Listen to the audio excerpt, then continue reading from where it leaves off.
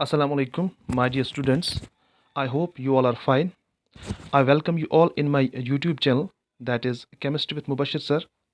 And today we are going to discuss an important portion of chemistry. As you know that we are studying states of matter, and I welcome you all in my YouTube channel, that is Chemistry with Mubashir sir, which is one of the best platform for free education. जैसे कि आप सब जानते हैं कि last lecture में हम detail में पढ़ चुके हैं kinetic molecular theory of gases, जो कि अभी आपको दिख रहा होगा स्क्रीन पे, kinetic molecular theory of gases, जो कि हमारा टॉपिक था। ठीक है, kinetic molecular theory of gases. तो इसी को आज हम कंटिन्यू करेंगे। बट बिफोर मूविंग फॉरवर्ड, बहुत सारे स्टूडेंट्स की क्वेरीज आई थी कि कुछ स्टूडेंट्स ऐसे थे जो कि कुछ टेक्निकल एरर की वजह से कनेक्ट नहीं कर पाए थे प्रीवियस लेक्चर में। तो हमने इस लेक्चर को फिर से आपके सामने लाया है रिवीजन मोड में, ताकि जिन स्टूडेंट्स ने पढ़ रखा है उनके लिए तो ठीक है, लेकिन जिनको मिस हुआ था तो वो भी इसको अच्छे से ग्रैस्प कर लेंगे। आई होप कि आप सब फोकस्ड हैं। तो let's start our lecture. As you know, as you are seeing on the screen, our topic is that is a kinetic molecular theory of gases. Okay, we will discuss in detail what this kinetic theory is about. As you know, in the previous lectures we have already stated and we have already discussed that when we talk about states of matter, as you know, we specifically deal with gases. In this chapter we are dealing with gases. We are dealing with the properties which gases are showing, that is the properties of compressibility, their properties of expansion, their properties of diffusion. हमें पता है कि gases जो होती है वो कुछ property show करती है। जिस तरह से गैसेस जो होते हैं दे शो एक्सपेंसिबिलिटी, यानी गैसेस जो होती है वो एक्सपैंड हो जाती है, और गैसेस जो होते हैं दे शो प्रॉपर्टी ऑफ कंप्रेसिबिलिटी, यानी गैसेस जो होती है वो क्या हो जाती है जब आप प्रेशर एक्सर्ट करते हैं गैस के मॉलिक्यूल्स के ऊपर। When you exert pressure by using A frictionless piston, जब आप गैस के मॉलिक्यूल्स पे क्या करते हो, प्रेशर एक्सर्ट करते हो, तो गैसेस क्या हो जाते हैं, वो कंप्रेस हो जाते हैं। ठीक है, वो कंप्रेस हो जाते हैं। ठीक है, इसी तरह से gases show another property that is liquefaction. I hope कि आपको ये कंसेप्ट पता होगा व्हाट लिक्विफिकेशन मीन।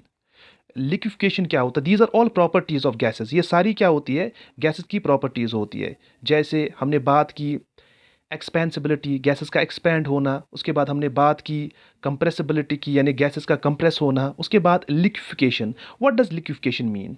देखो बच्चों, लिक्विफिकेशन क्या होता है सिंपली, अगर हमारे पास गैस के मॉलिक्यूल्स होते हैं, if we have gas molecules, ठीक है, अब हम क्या कर रहे हैं, अगर हम गैस मॉलिक्यूल्स पे क्या करेंगे, प्रेशर एक्सर्ट करेंगे। ठीक है, if we are applying pressure to gases molecules, इससे क्या हो जाएगा कि गैस के मॉलिक्यूल्स क्या आ जाएंगे, वो पास पास आ जाएंगे। ठीक है, यानी वो क्या आएंगे, दे विल गेट रिड्यूस्ड। ठीक है, वो अपनी स्पेस जो होगी बीच में वो क्या करेंगे, वो कम हो जाएंगी, वो they will come closer to each other, वो क्या करेंगे, एक दूसरे के नज़दीक आ जाएंगे, जिससे क्या हो जाता है कि इनके दरमियान जो टेम्परेचर हो जाता है वो क्या हो जाता है, वो रिड्यूस हो जाता है। ठीक है, उनका टेम्परेचर जो होता है वो क्या हो जाता है, रिड्यूस हो जाता है। और ये जो गैस मॉलिक्यूल्स थे, आफ्टर अप्लाइंग प्रेशर, ये गैस मॉलिक्यूल्स क्या कर रहे हैं, ये अब पास पास आ रहे हैं। ठीक है, पास पास आने से क्या हो रहा है कि इनका टेम्परेचर जो है वो रिड्यूस हो रहा है। बिकॉज ऑफ दैट क्या हो रहा है, जो गैस मॉलिक्यूल्स होते हैं ये अपनी स्टेट को चेंज करते हैं from gaseous state to liquid state. ठीक है, यानी इनकी जो फिजिकल स्टेट होती है,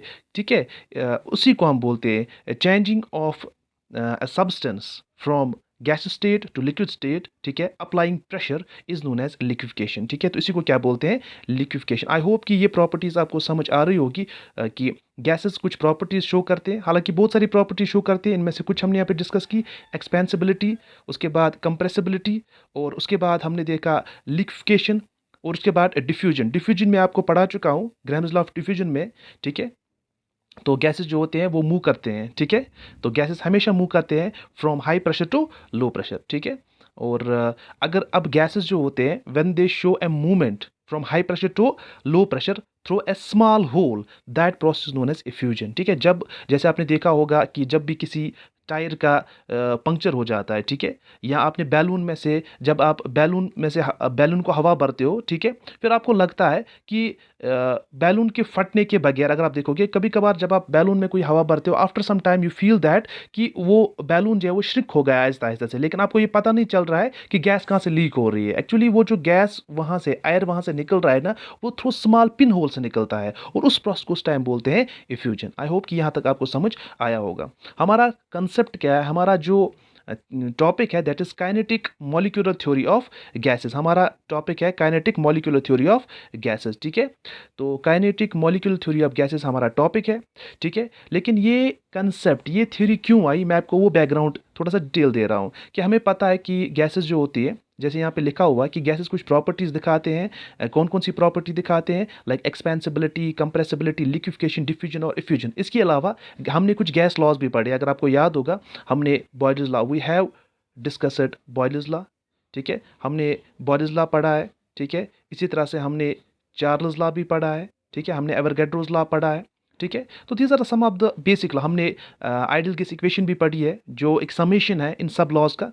ठीक है, तो ये जो गैस लॉज है, बॉयल्स लॉ है, चार्ल्स लॉ हो गया, या जो भी गैसेस के जो प्रॉपर्टीज़ होती है, लाइक एक्सपेंशन दिखाना, कंप्रेशन दिखाना, लिक्विफिकेशन दिखाना, डिफ्यूजन दिखाना, ये सारी एक ऐसी चीज़ें हैं, ये एक ऐसी फिनोमेना है जिनको on the basis of experiments देखा गया है। यानी सब चीज़ें, जैसे मैं अभी बोल रहा हूँ, कंप्रेशन दिखाना, एक्सपेंशन दिखाना, या बॉयलर्स लॉ या चार्ल्स लॉ, ठीक है, कांस्टेंट टेम्परेचर पे pressure is inversely proportional to volume. ठीक है, या इसी तरह से चार्ल्स लॉ जो हमें बताता है कि एट कांस्टेंट क्या बोलते हो, pressure, volume is directly proportional to temperature. ठीक है, ये सारी जो भी लॉज बनाए गए हैं या जो भी प्रॉपर्टीज गैस की दिखा गई है, these are experimental, these are found on the experimental basis. ये सारी जो है इनको देखा गया on the base of experiments. ठीक है, लेकिन साइंटिस्ट ने क्या किया कि उनके दिमाग में एक ऐसी बात आई कि अभी तक जो भी चीज़ें हमने एक्सपेरिमेंटली देखी है, क्या हम उनको थ्योरेटिकली क्या कर सकते हैं, हासिल कर सकते हैं, can we define them theoretically. तो ये जो कंसेप्ट है कि गैसेस की जो भी प्रॉपर्टीज होती है, गैसेस के जितने भी लॉज है, क्या हम उनको थियोरेटिकली क्या कर सकते हैं, एक्सप्लेन कर सकते हैं। उस चीज़ को बताने के लिए, थियोरेटिकली एक्सप्लेन करने के लिए बहुत सारे वर्कर्स अपने अपने टाइम पे आ गए, उन्होंने अपने अपने टाइम पे बहुत सारी कोशिशें की। और जो पहले शख्स थे जो सक्सेसफुल हो गए, जिन्होंने एक थ्योरी दी, थियोरेटिकल मॉडल दिया, ताकि हम गैसेस की जितनी भी प्रॉपर्टीज़ होती हैं, गैस लॉज जितने भी हैं, इनको हम क्या करें, थियोरेटिकली एक्सप्लेन कर पाए। तो पहले शख्स जो थे, उनका नाम जो था, उनका नाम क्या था, दैट वाज बर्नौली। उनका नाम था बर्नौली। तो पहले जो केमिस्ट थे जिन्होंने कंसेप्ट दिया about theoretical model of this gas laws, और जिन्होंने थियोरेटिकली एक्सप्लेन किया कि गैस की प्रॉपर्टीज को कैसे कैसे एक्सप्लेन कर सकते हैं, वो थे बर्नौली। ठीक है, कब दिया था उन्होंने, 1738 में। ठीक है, इसके बाद इस थ्योरी को थोड़ा सा इम्प्रूव किया था। ठीक है, इस थ्योरी को थोड़ा सा इम्प्रूव किसने किया था, that was later improved by Clausius. ठीक है, तो क्लॉसिस ने क्या किया, इसने इस थ्योरी को थोड़ा सा इम्प्रूव किया। ठीक है, तो it was further improved by Clausius, जैसे कि आपको यहाँ पे दिख रहा है 1857 में। ठीक है, क्लासेस आए और उन्होंने इस थ्योरी को मॉडिफाई किया, और we get kinetic molecular theory of gases. ठीक है, तो अभी तक जो हमने पढ़ा, नटशल में मैं आपको बोल दूं कि हमने ये पढ़ा कि kinetic molecular theory of gases जो है, it is a theoretical model which explains the properties of gases and all the gas laws. ठीक है, और पहले शख्स जो थे जिन्होंने इसका कंसेप्ट दिया, दैट वाज बर्नौली। और उसके बाद जो नेक्स्ट जो केमिस्ट थे, दैट वायर उसको इम्प्रूव किया, और दैट वाइज क्लासेस इन 1738। ठीक है, और अब यहाँ पे बात आती है कि ये जो मॉडल है, जो जो थ्योरेटिकल मॉडल है, इसको ऐसा नाम क्यों पड़ा, why it was named as kinetic molecular theory of gases. As you know कि जैसे आपको पता है कि गैसेस जो होते हैं, गैसेस देखो यहाँ पे लिखा भी है, it was so called because it assumes that gases to be made up of large number of molecules which were in a ceaseless motion. ठीक है, यानी ये मॉडल किस पे है? गैसेस पे है। और हमें पता है कि कोई भी गैस आप ले लो, गैस जो होती है वो बनी होती है छोटे छोटे गैस के मॉलिक्यूल से। और ये जो गैस मॉलिक्यूल्स है ये कभी स्टैटिक, मतलब ये स्टैट कभी रेस्ट में नहीं होते, दे ऑलवेज मूव, ये रैंडम मोशन में होते हैं। ठीक है, ये छोटे छोटे मॉलिक्यूल जो होते हैं ये डिफरेंट डायरेक्शंस में क्या करते हैं, मूव करते रहते हैं। बिकॉज ऑफ दैट इस थ्योरी को एक और नाम पड़ा, that is dynamic particle model. क्या नाम पड़ा? Dynamic particle model. इसका मतलब क्या है डायनेमिक पार्टिकल मॉडल का? डायनेमिक पार्टिकल मॉडल का ये मतलब है कि ये थ्योरी उन मॉलिक्यूल्स पे बेस है, उन गैस मॉलिक्यूल्स पे बेस है जो रैंडम मोशन दिखाते हैं, जो सीज लेस मोशन दिखाते हैं। ठीक है, जो रैंडम मोशन दिखाते हैं और सीज लेस मोशन दिखाते हैं। इस मॉडल को एक और नाम भी दिया जाता है क्योंकि एग्जाम में आपको कभी कभार पूछ सकते हैं डिफरेंट, ठीक है, क्राइटेरिया से, डिफरेंट एंगल से कि आप हमें बताओ कि काइनेटिक मॉलिक्यूल थ्योरी जो है, या मे बी वो पूछ सकते हैं right A short note on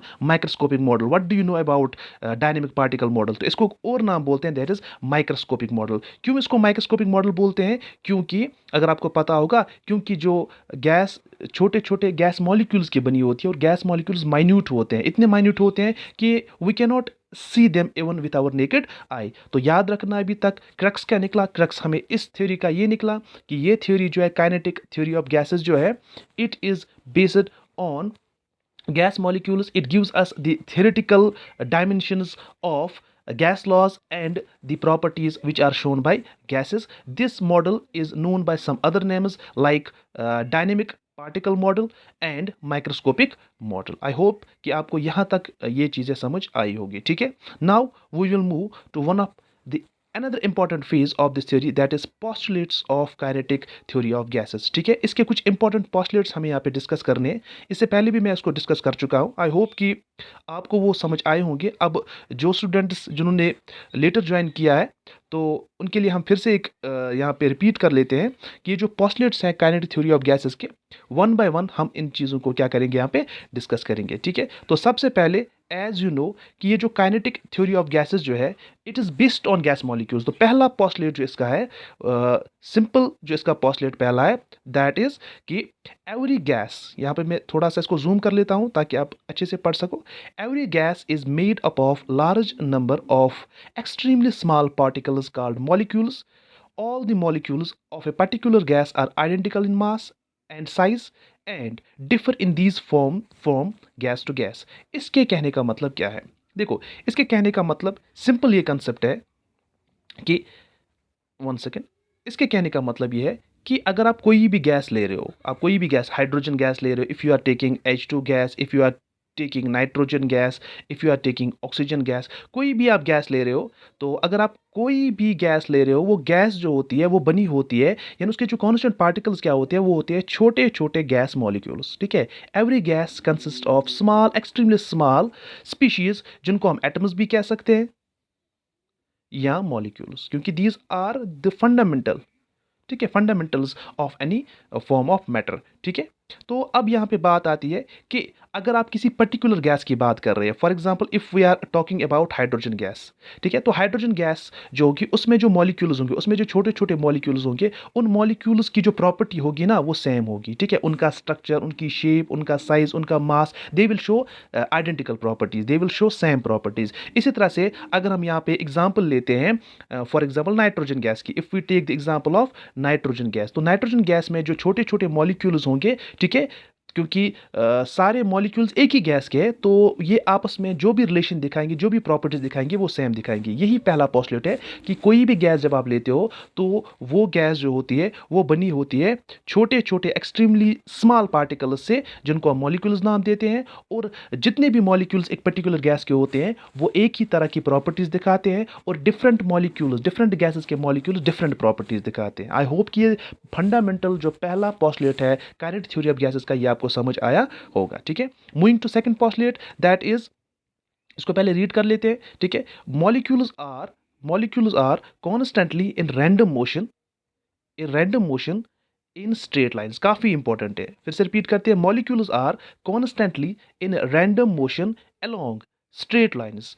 सबसे इंपॉर्टेंट बात है ये वाली line, that is along straight lines, यानी मॉलिक्यूल्स जो होते हैं, ठीक है, अब ये जो मॉलिक्यूल होते हैं, ठीक है, जो कि किसी भी गैस स्पीशी में, किसी भी गैस के कंटेनर में प्रेजेंट होता है, ये मॉलिक्यूल्स क्या करते हैं, ये रैंडम मोशन दिखाते हैं। अभी हमने आपको इससे पहले भी बताया था कि अगर हम कोई कंटेनर ले रहे हैं, इसमें गैस के छोटे छोटे मॉलिक्यूल्स है। अब ये जो गैस के मॉलिक्यूल्स है ये क्या करते हैं, ये तो रेस्ट में नहीं होते, ये रैंडम मोशन दिखाते हैं इन डिफरेंट डायरेक्शंस।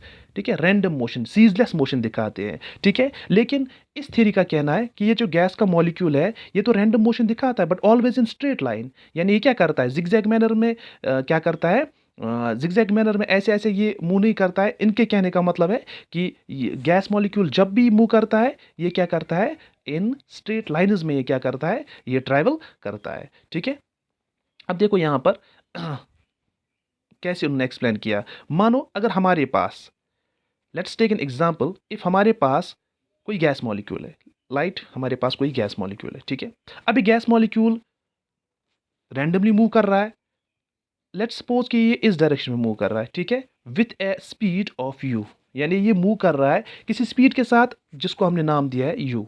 अब यहाँ पे जिस स्पीड के साथ ये मूव कर रहा है, जरूरी तो नहीं है ना कि ये एक ही डायरेक्शन में मूव करेगा। इस स्पीड के कितने कंपोनेंट्स हो सकते हैं, 3 कंपोनेंट्स हो सकते हैं। एक तो हो सकता है यू एक्स, या तो हो सकता है यू वाई, और तीसरा क्या होगा, तीसरा होगा यहाँ पे यू जेड। आई होप कि आपको समझ आ रहा होगा। यानी ये जो गैस मॉलिक्यूल हमने यहाँ पे लिया है, ये जो गैस मॉलिक्यूल हमने यहाँ पे लिया है, ठीक है, ये क्या कर सकता है, ये मूव कर रहा है विद स्पीड u। अब इस स्पीड के कितने कंपोनेंट हो सकते हैं, 3। या तो x डायरेक्शन में ये मूव करेगा, या तो y डायरेक्शन में मूव करेगा, या तो z डायरेक्शन में ये क्या करेगा, मूव करेगा। ठीक है, अब यहाँ पे बात क्या आती है, अब यहाँ पे बात ये आती है कि अगर हमें इस, ये जो u हमने यहाँ पे लिया है, ये जो हमने u यहाँ पे लिया है, अगर हमें इस स्पीड को निकालना होगा तो इसको हम कैसे लिखेंगे। ठीक है, इसको हम कैसे लिखेंगे, एज यू नो, अगर आपने वेक्टर्स पढ़ रखा है तो इसको हम कैसे लिखते हैं, इसको हम लिखेंगे that is u is equal to u x. ठीक है, यहाँ पे मैंने मेंशन किया हुआ है,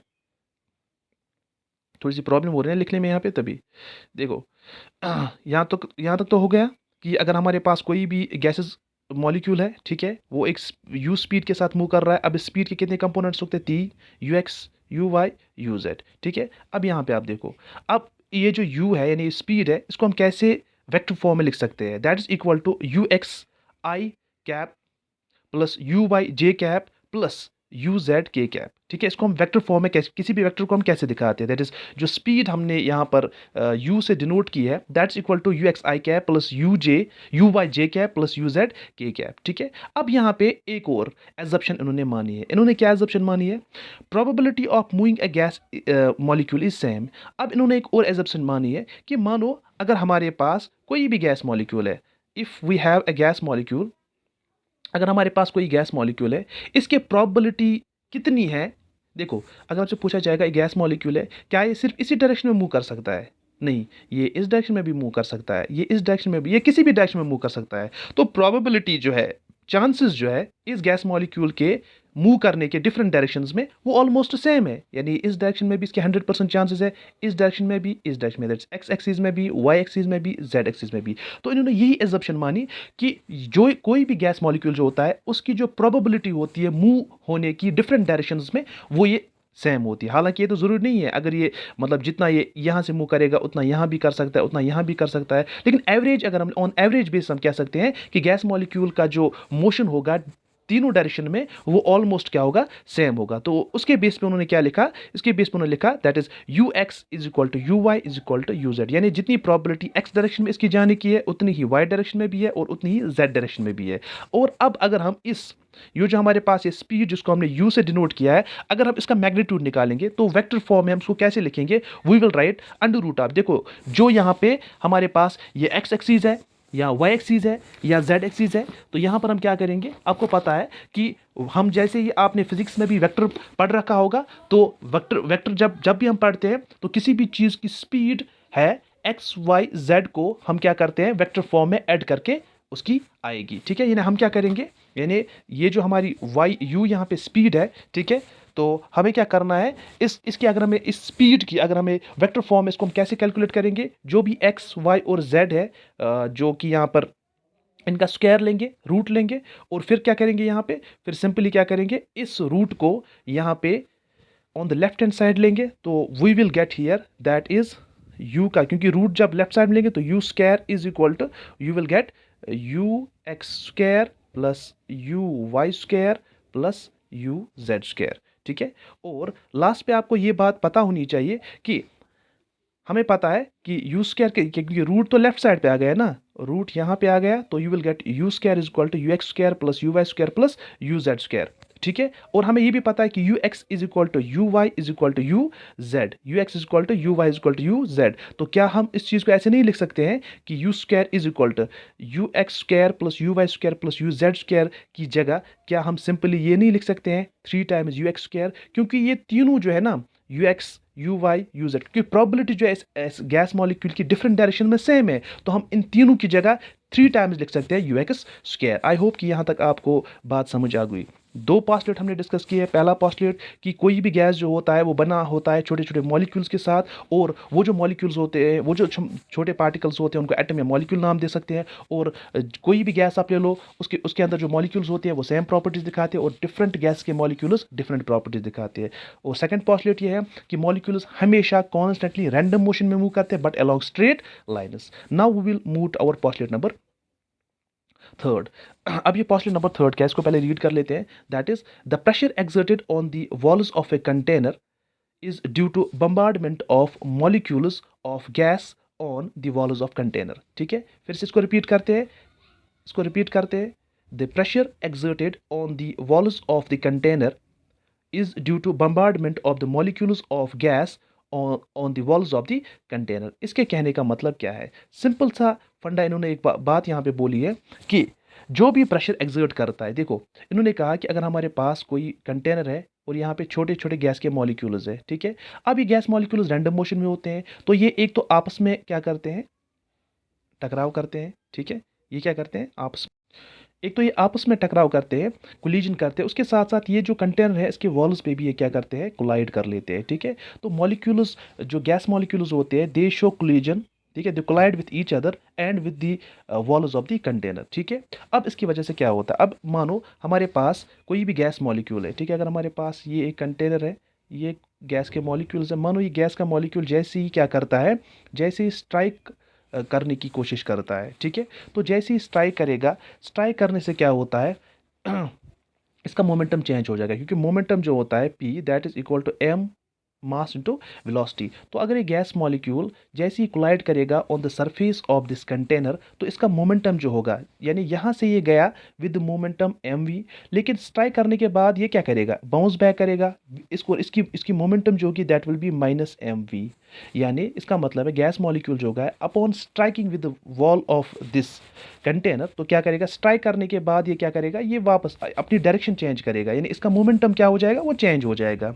बिकॉज ऑफ दैट हमें पता है कि मोमेंटम कब चेंज होता है, when there is presence of force, जब यहाँ पे फोर्स प्रेजेंट होगा। उसके अलावा यहाँ पे सरफेस पे भी अवेलेबल है जिसपे ये मॉलिक्यूल क्या कर रहा है, स्ट्राइक कर रहा है। वी नो दैट प्रेशर जो होता है, आपको पता है फिजिक्स में भी आपने पढ़ा होगा, प्रेशर किसके बराबर होता है, फोर्स पर यूनिट एरिया, ठीक है। तो अगर ये गैस मॉलिक्यूल है, ये जो हमारे पास वॉल है, इस पर अगर स्ट्राइक कर रहा है, स्ट्राइक करने के बाद ये अपना डायरेक्शन चेंज कर रहा है, मतलब there is involvement of momentum, और मोमेंटम चेंज कब होगा, when there is application of force, और यहाँ पे एरिया भी है, सरफेस भी है जिसपे स्ट्राइक कर रहा है। तो दैट मीन्स कि ये जो गैस मॉलिक्यूल जैसे ही इस कंटेनर के ऊपर क्या कर रहा है, स्ट्राइक कर रहा है, ठीक है, विथ सम फोर्स, ठीक है, पर unit area of the surface, तो उस कोलिजन की वजह से क्या होता है, प्रेशर जनरेट होता है, प्रेशर एक्सर्ट होता है एक्चुअली, ठीक है। तो यही इस पोस्टुलेट का कहना है कि जो प्रेशर एक्सर्ट होता है किसकी, कंटेनर की वॉल्स पे, वो एक्चुअली क्यों होता है, वो होता है due to bombardment of molecule. Actually molecules क्या करते हैं, वो स्ट्राइक करते हैं किस पे, वॉल्स की सरफेस पे, ठीक है। कौन करते हैं, गैस मॉलिक्यूल्स करते हैं, ठीक है। और गैस मॉलिक्यूल जैसे ही उस कंटेनर पे स्ट्राइक करते हैं, उनका मोमेंटम चेंज हो जाता है, और जिस सरफेस पे वो स्ट्राइक करते हैं उसका कोई ना कोई सरफेस एरिया भी होगा। तो इसी तरीके से क्या होता है, गैस मॉलिक्यूल्स प्रेशर एक्सर्ट कर पाते हैं किस पे, वॉल्स ऑफ द कंटेनर पे। और यहाँ पे एक इंपॉर्टेंट चीज़ और भी हमने लिखी है नोट में, प्रेशर जो होता है that is directly proportional to number of collisions of molecules per unit area. तो ऑब्वियसली बात है कि प्रेशर कितना एक्सर्ट होगा वो किस पे डिपेंड करता है, वो डिपेंड करता है नंबर ऑफ कोलिजन्स पे। जितने ज़्यादा कोलिजन्स होंगे, जितने ज़्यादा मॉलिक्यूल्स कोलाइड करेंगे on the surface of the container, उतना क्या हो जाएगा, उतना यहाँ पे क्या हो जाएगा, उतना यहाँ पे जितने गैस मॉलिक्यूल्स ज़्यादा स्ट्राइक करेंगे, जितने ज़्यादा कोलिजन्स हो जाएंगे ना, उतना क्या हो जाएगा, उतना यहाँ पे प्रेशर ज़्यादा एक्सर्ट होगा। This is postulate number third. Now moving to postulate number four. Postulate number four क्या है? The kinetic energy of an ideal gas depends only upon temperature and is independent upon the nature of gas और pressure of the gas और volume of the gas. बहुत ही important concept है कि कोई भी गैस आप ले लो, पर्टिकुलरली अगर हम आइडियल गैस की बात करेंगे तो कोई भी गैस अगर आप ले रहे हो, उसकी काइनेटिक एनर्जी हमेशा डिपेंड करती है किस पे?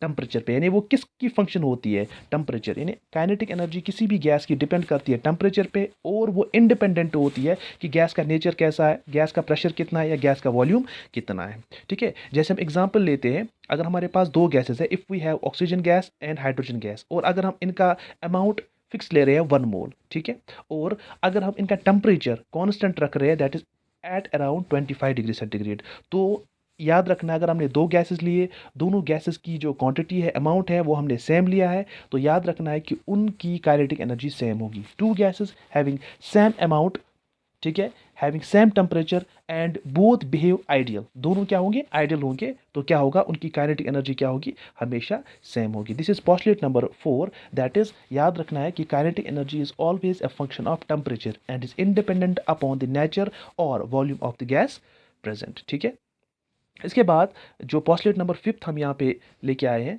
ठीक है, आई होप कि आपको ये चीज़ें समझ आ रही है। That is the molecules are supposed to be perfectly elastic hard spheres so that no energy is wasted when the molecules collide with one another or with the walls of the container. The energy may, however, be transferred from some molecules to other molecules on collision. इसके कहने का मतलब क्या है? बस postulate number 5 हमें बताता है कि गैस मॉलिक्यूल्स जो भी कोलिजन करते हैं ना, वो कोलिजन क्या होते हैं? They are elastic in nature, they are elastic in nature. अब इस इलास्टिक इन नेचर का मतलब क्या है? इलास्टिक इन नेचर का मतलब होता है elastic. I repeat here the word elastic. कभी कभार एग्जाम में पूछा जाता है। इलास्टिक का मतलब होता है जहाँ जिस कोलिजन में जो काइनेटिक एनर्जी जो होती है, that remains constant. Kinetic energy क्या रहती है? कांस्टेंट। और जो मोमेंटम होता है, दैट रिमेन्स कंजर्व्ड। मोमेंटम क्या रहता है? कंजर्व्ड। अब इसका क्या मतलब हुआ है? इसका मतलब देखो सिंपल सा है। मानो अगर हमारे पास कोई कंटेनर है, इसमें कोई गैस मॉलिक्यूल है। अब ये गैस मॉलिक्यूल क्या कर रहा है? ये दूसरे गैस मॉलिक्यूल के साथ कोलाइड कर रहा है, या ये surface of the container, wall of container के साथ स्ट्राइक कर रहा है। तो स्ट्राइक करने के बाद इसकी जो काइनेटिक एनर्जी जो होगी, वो रिड्यूस नहीं हो जाएगी, वो कांस्टेंट रहेगी। और इसका जो मोमेंटम होगा, मोमेंटम चेंज होगा लेकिन लॉस नहीं होगा। तो सिंपल वर्ड्स में यहाँ पे बोलूँगा मैं कि इलास्टिक मतलब इलास्टिक का मतलब क्या होता है? इलास्टिक नेचर का मतलब क्या होता है कि काइनेटिक एनर्जी और जो मोमेंटम होता है अपॉन कोलिजन, तो गैस का there is no reduction, no loss, कोई लॉस नहीं हो जाता है। ठीक है, तो यही इस पोस्टुलेट का कहना है कि यहाँ पे मैंने मेंशन भी किया हुआ कॉर्नर पे, अगर आप देखोगे कि काइनेटिक एनर्जी और मोमेंटम जो है, there is no reduction, no loss. यानी after before collision, after collision जो मोमेंटम है उसमें चेंज आएगा, मोमेंटम तो चेंज होगा लेकिन मोमेंटम लॉस नहीं होगा। काइनेटिक एनर्जी, जिस काइनेटिक एनर्जी की जिस स्पीड के साथ ये पहले मूव कर रहा था, आफ्टर कोलिजन उसकी काइनेटिक एनर्जी सेम रहेगी। ठीक है, this was postulate number 5। Now moving to postulate number 6। Postulate number 6 क्या बताता है कि the volume occupied by gas molecules is negligible when compare to volume of gas. यानी देखो इसके कहने का मतलब क्या है? अगर हमारे पास कोई भी कंटेनर है और इस कंटेनर में हमने गैस इनक्लोज की है, तो ये गैस मॉलिक्यूल्स जो होते हैं, ये रैंडमली मूव करते फैल जाते हैं इस कंटेनर में। इसको हम बोलते हैं वॉल्यूम ऑफ गैस। क्या बोलते हैं? Volume of gas. ये गैस का वॉल्यूम है। ठीक है, ये गैस का वॉल्यूम है। और सेकंड हम क्या करेंगे यहाँ पे? If I am taking another example, यहाँ पे मानो यहाँ पे यही कंटेनर है और हमने कुछ एक्सटर्नल फोर्स की हेल्प से क्या किया है? इस गैस को कंप्रेस किया है एक कोने में। यहाँ पे इसको कंप्रेस किया है एक कोने में। इस चीज़ को बोलते हैं वॉल्यूम ऑफ मॉलिक्यूल। बहुत ही इंपॉर्टेंट कंसेप्ट है। ठीक है, हमने यहाँ पे दो केसेस लिए। पहला वाला केस हमने क्या लिया? पहला वाला केस हमने लिया यहाँ पे ये वाला केस, जिसमें हमने बात की कि ये जो वाला केस है, ये वाला केस, यहाँ पे हमने बात की कि हमने गैस को इनक्लोज किया एक वेसल में, एक सिलेंडर में, और इस वॉल्यूम को हम बोलते हैं इस गैस का वॉल्यूम, यानी वॉल्यूम ऑफ गैस। अब हमने क्या किया? अप्लाइंग सर्टन प्रेशर, और we can say applying by using external conditions, हमने इस गैस के मॉलिक्यूल को कंप्रेस किया एक छोटे से कॉर्नर में, ठीक है, और इसको नाम रखा, इसको क्या नाम रखा, इसको नाम रखा हमने वॉल्यूम ऑफ मॉलिक्यूल, यानी ये हो गया वॉल्यूम ऑफ गैस और इसको हमने नाम रखा वॉल्यूम ऑफ मॉलिक्यूल। तो इस थ्योरी का कहना है कि जो वॉल्यूम ऑफ मॉलिक्यूल होता है वो ऑलमोस्ट नेग्लिजिबल होता है as compare to volume of gas, ठीक है, जो कि यानी इनके कहने का मतलब होता है कि गैस के मॉलिक्यूल्स इतने छोटे होते हैं कि वो कोई वॉल्यूम ही ऑक्यूपाई नहीं करते हैं, और जो कि आजकल के ज़माने में एक कंट्रोवर्शियल स्टेटमेंट है, क्योंकि हमें पता है गैस पार्टिकल कितना भी छोटा होगा लेकिन कुछ ना कुछ वॉल्यूम तो होगा। लेकिन इस सिक्स्थ पोस्टुलेट का मतलब ये होता है कि जो गैस के मॉलिक्यूल्स होते हैं उनका वॉल्यूम नेग्लिजिबल होता है, तभी तो वो कहते हैं ना कि volume of molecules is negligible as compare to volume of gas. ये हो गया वॉल्यूम ऑफ गैस और ये हो गया वॉल्यूम ऑफ मॉलिक्यूल्स। तो अगर आपने गैस को कंप्रेस किया है एक छोटे से कॉर्नर में जिसको आपने नाम रखा है वॉल्यूम ऑफ मॉलिक्यूल, तो इस पोस्टुलेट का मतलब है कि ये जो वॉल्यूम गैस के मॉलिक्यूल्स जो होते हैं उनका वॉल्यूम ऑलमोस्ट जीरो होता है as compare to volume of gas. I hope कि ये पोस्टुलेट आपको समझ आया होगा। Now moving to postulate number 7. What postulate number 7 tells us about? There is no intermolecular force of attraction among molecules. तो ये भी एक कंट्रोवर्शियल स्टेटमेंट है। इनके कहने का मतलब है कि अगर गैस आपने कहीं पे इनक्लोज की है किसी भी सिलेंडर में, तो इस पोस्टुलेट का कहना है कि इन गैस मॉलिक्यूल्स के बीच में कोई फोर्स ऑफ अट्रैक्शन है ही नहीं, there is no force of attraction among molecules. और इसका रीज़न ये क्या दे रहे हैं, ये बोल रहे हैं एक्चुअली ये जो गैस के मॉलिक्यूल्स हैं इनके बीच में जो डिस्टेंस है वो इतनी ज़्यादा होती है कि ये एक दूसरे को प्रभावित नहीं कर पाते हैं, ठीक है। यानी इस थ्योरी का कहना है कि एक्चुअली गैस के मॉलिक्यूल्स इतने दूर दूर बैठे होते हैं कि इनके जिसकी वजह से इनके बीच में कोई फोर्स ऑफ अट्रैक्शन ही क्या पैदा नहीं होती है। तो ये भी कंट्रोवर्शियल स्टेटमेंट है, क्योंकि हमें पता है कि चाहे आप सॉलिड की बात करो, लिक्विड की बात करो, गैस की बात करो, there is some force of attraction, और इसी फोर्स ऑफ अट्रैक्शन की वजह से कोई भी सब्सटेंस क्या करता है वो एग्जिस्ट कर पाता है। तो इस सेवंथ पोस्टुलेट का मतलब ये है कि कोई भी इंटरमॉलिक्यूलर फोर्स ऑफ अट्रैक्शन नहीं है मॉलिक्यूल्स के बीच में। क्यों? बिकॉज यहाँ पे लिखा है because the distance of separation between the molecules are large, क्योंकि इनके कहने का मतलब ये है कि जो मॉलिक्यूल्स के दरमियान का जो फासला है वो इतना ज़्यादा होता है कि ये एक दूसरे को इफेक्ट नहीं कर पाते, ठीक है। And the last postulate of this kinetic theory is the force of gravitation. What is it? The force of gravitation on the molecules is also supposed to be negligible. यानी इनके कहने का क्या मतलब, ये बोल रहे हैं कि गैस के मॉलिक्यूल्स इतने छोटे होते हैं, इतने हल्के होते हैं कि ग्रेविटी भी इनको इफेक्ट नहीं कर पाती है। यानी हमें पता है जो न्यूटन साहब ने कहा था कि जब भी किसी चीज़ को ऊपर फेंकते हैं, ठीक है, तो वो नीचे ही आ जाते हैं due to the effect of gravity. लेकिन इस थ्योरी का कहना यह है कि गैस मॉलिक्यूल्स जो होते हैं इतने हल्के होते हैं, इतने माइन्यूट होते हैं कि there is no effect of gravity on it, gravity इनको इफेक्ट नहीं कर पाता है, ठीक है। तो आई होप आपको ये सारे पोस्टुलेट्स एक्सप्लेन हुए होंगे, ठीक है, समझ आए होंगे, जो कि मैंने वन बाय वन अपनी तरीके से अच्छे से एक्सप्लेन करने की कोशिश की, ठीक है। तो काइनेटिक थ्योरी ऑफ गैसेस हमने पहले थोड़ा सा डिटेल में पढ़ा कि गैस के कुछ प्रॉपर्टीज़, उसके बाद हमने गैस लॉज जो है उनको कैसे थ्योरेटिकली एक्सप्लेन करेंगे उसके लिए एक मॉडल बनाया गया, दैट इज़ काइनेटिक थ्योरी क्या बोलते हैं उसको ऑफ गैसेस। उसके बाद इसको नाम कुछ और भी पढ़ा, जैसे डायनेमिक मॉडल हो गया, ठीक है, या माइक्रोस्कोपिक मॉडल हो गया, ठीक है। उसके बाद हमने postulates of kinetic theory of gases भी पढ़े, ठीक है। तो इंपॉर्टेंट जो भी, हालांकि इसके बहुत सारे पोस्टुलेट्स बुक्स में भी दिए हैं, लेकिन जो इंपॉर्टेंट वाले हैं वो मैंने यहाँ पे मेंशन किए। अब यहाँ पे लास्ट में हम एक चीज़ पे आते हैं, that is kinetic gas equation, ठीक है। तो काइनेटिक गैस इक्वेशन जो है ये एक मैथमेटिकल फॉर्मुलेशन है इस थ्योरी की कि किस तरह से हम काइनेटिक थ्योरी ऑफ गैसेस को हम मैथमेटिकली एक्सप्रेस कर पाते हैं, ठीक है। तो काइनेटिक गैस इक्वेशन जो है what is it is simply PV is equal to 1/3 mn, ठीक है। उसके बाद है URMS स्क्वायर, ठीक है, जैसे कि आपको यहाँ पे स्क्रीन पे दिख रहा होगा, ठीक है। काइनेटिक गैस इक्वेशन क्या है, PV is equal to 1/3 mn URMS square, ठीक है। तो कोशिश करेंगे कि एक एक फैक्टर को हम यहाँ पे पढ़े।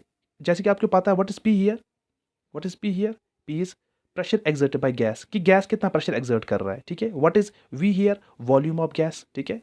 P क्या हो गया यहाँ पे, P हो गया हमारा प्रेशर, कि गैस कितना प्रेशर एक्सर्ट कर रहा है। V क्या हो गया, कितना वॉल्यूम इसने ऑक्यूपाई किया, ठीक है।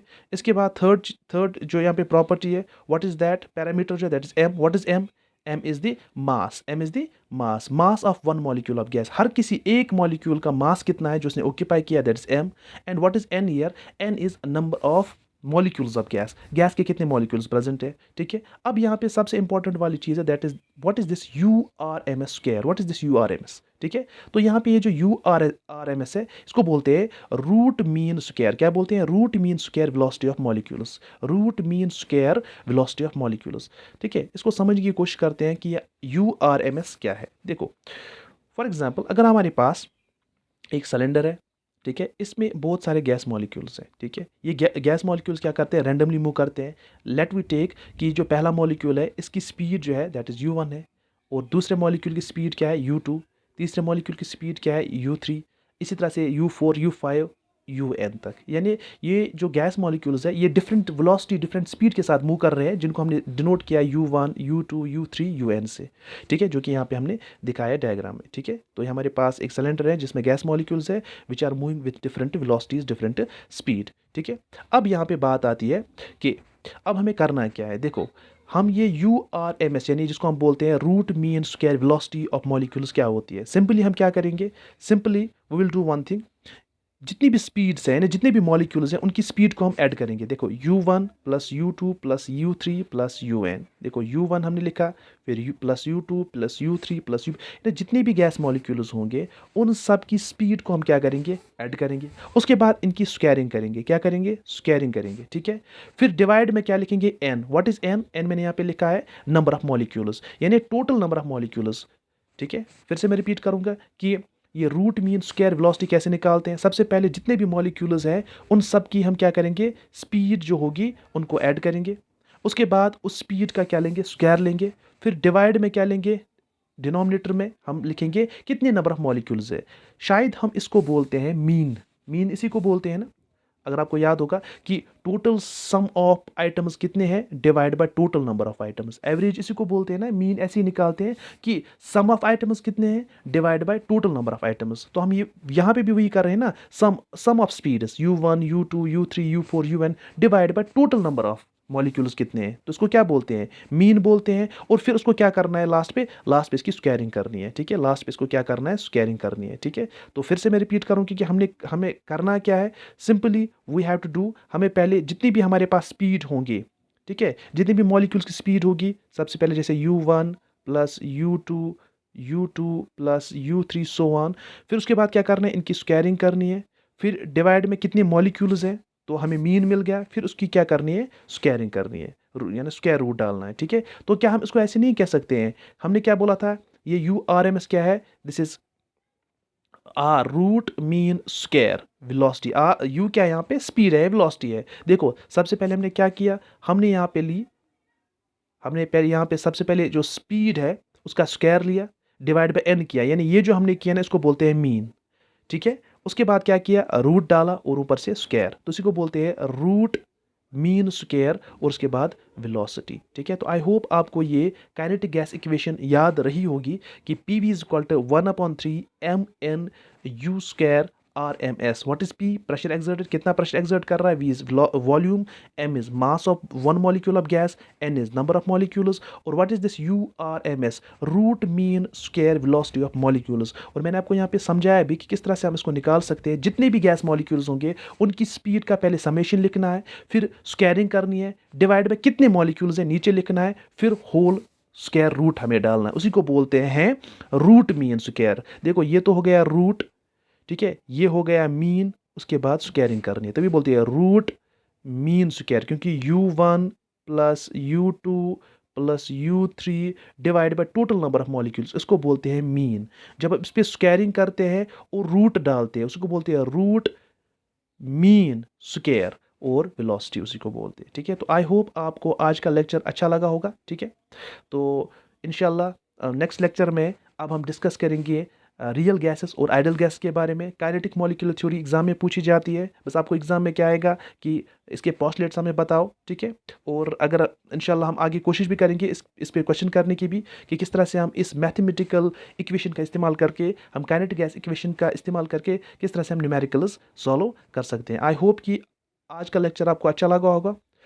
इंशाल्लाह जल्दी मिलते हैं नेक्स्ट आपके लेक्चर में, और रियल गैस और आइडल गैस पे बात करते हैं। टिल देन बाय, खुदा हाफिज़।